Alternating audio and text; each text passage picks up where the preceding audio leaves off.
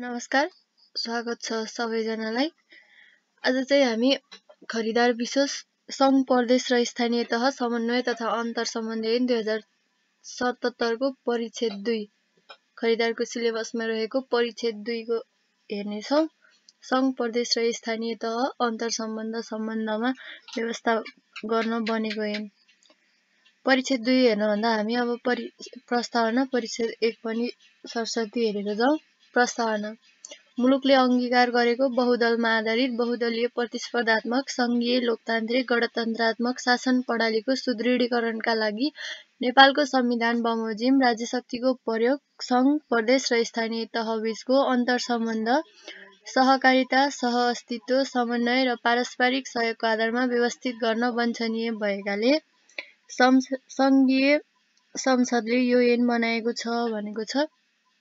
परिच्छेद 1 मा प्रारम्भिक संक्षिप्त नाम र प्रारम्भ दफा 1 मा 2 मा परिभाषा रहेको छ र परिच्छेद 2 आयो। खरिदारको सिलेबसमा चाहिँ परिच्छेद 2 मा चाहिँ सङ्घ प्रदेश र स्थानीय तहको अन्तर्सम्बन्धका आधारहरू भनेर परिच्छेद 2 मात्रै दिएको छ। आउँदै गरेको खरिदारको परीक्षालाई मध्यनजर गरेर चाहिँ यो भिडियो तयार गरेको हो। परिच्छेद 2 दफा 3 सङ्घ प्रदेश र स्थानीय तह बीचको अन्तर्सम्बन्धका आधारहरू।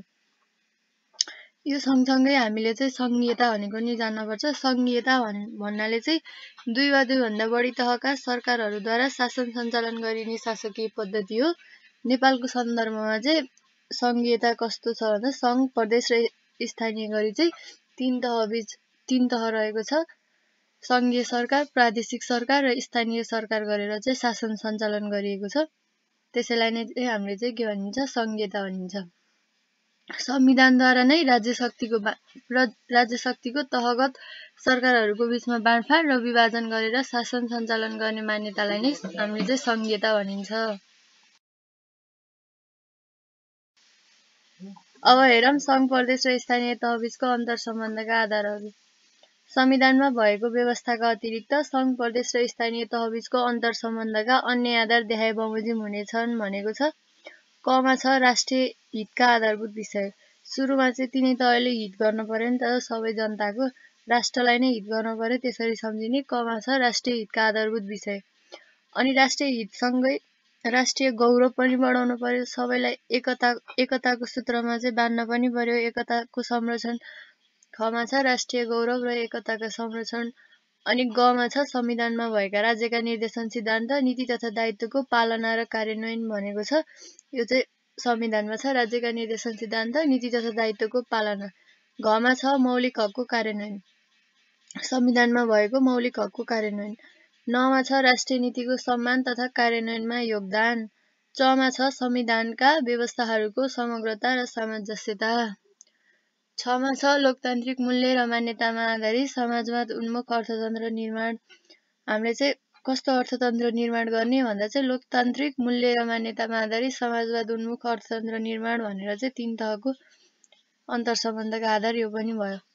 जमा छ संविधानको अधीनमा रही साझा हित र सरोकारको विषयमा अधिकारको प्रयोग गर्दा अर्को तहको अस्तित्व र कार्यगत स्वायत्तताको सम्मान भनी छ। झमा छ नेपाली नागरिक बीच समान व्यवहार र सुरक्षा भन्ने। अनि छ कानुन नीति र न्यायिक वा प्रशासनिक निर्णय कार्यान्वयनमा आपसी समन्वय परामर्श सहयोग तथा सूचनाको आदान प्रदान। तमा प्राकृतिक तथा भौतिक स्रोतको संरक्षण भनी छ। अनि अर्को छ प्राकृतिक भौतिक तथा वित्तीय स्रोतको दिगो व्यवस्थापन र लाभको न्यायोचित वितरण। तिनै तहले दिगो व्यवस्थापन पनि गर्न पर्यो ल प्राकृतिक भौतिक तथा वित्तीय स्रोतको न्यायोचित वितरण, जनतालाई न्यायोचित वितरण पनि गर्न पर्यो।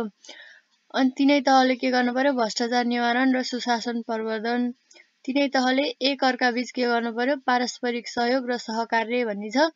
समानुपातिक समावेशी तथा सहभागितामूलक शासन व्यवस्था अवलम्बन पनि तिनै तहले गर्नु पर्यो। नागरिकलाई प्रदान गर्ने सेवाको प्रभावकारिता पनि तिनै तहले बढाउनु पर्यो।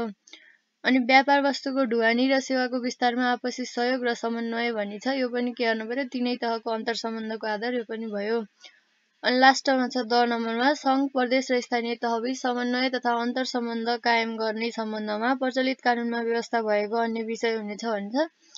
अनि रहेको छ 2 मा प्रदेश र स्थानीय तहले आफ्नो अधिकारको विषयमा कानुन बनाउँदा उपदफा 1 मा उल्लेखित विषयलाई समेत आधार मान्नुपर्ने छ भन्ने छ।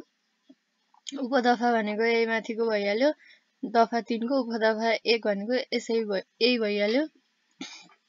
यति नै छ खरिदारको सिलेबसमा चाहिँ। यो बाहेक हामीले अर्को योमा चाहिँ अर्को के जान्न पर्छ भन्दाखेरि तीनै तहबीच सङ्घ प्रदेश र स्थानीय तहबीचको अन्तर सम्बन्धका सिद्धान्तहरू भनेर पनि कहिलेकाहीँ सोधिन सक्छ। त्यसको सिद्धान्त चाहिँ के हुन्छ भन्दाखेरि यही समन्वयको सिद्धान्त, सहकारिताको सिद्धान्त, सहयोगको सिद्धान्त, सहअस्तित्वको सिद्धान्त, आपसी सहयोगको सिद्धान्त, अनि जनसहभागिताको सिद्धान्त, समान व्यवहारको सिद्धान्त, स्रोत साधन समन्वयक वितरणको सिद्धान्त, विविधताको सिद्धान्त भनेर चाहिँ लेख्न सकिन्छ। भिडियो हेरिदिनु भएकोमा धन्यवाद। यस्तै भिडियोको लागि च्यानललाई सब्स्क्राइब गरिदिनु होला। धन्यवाद।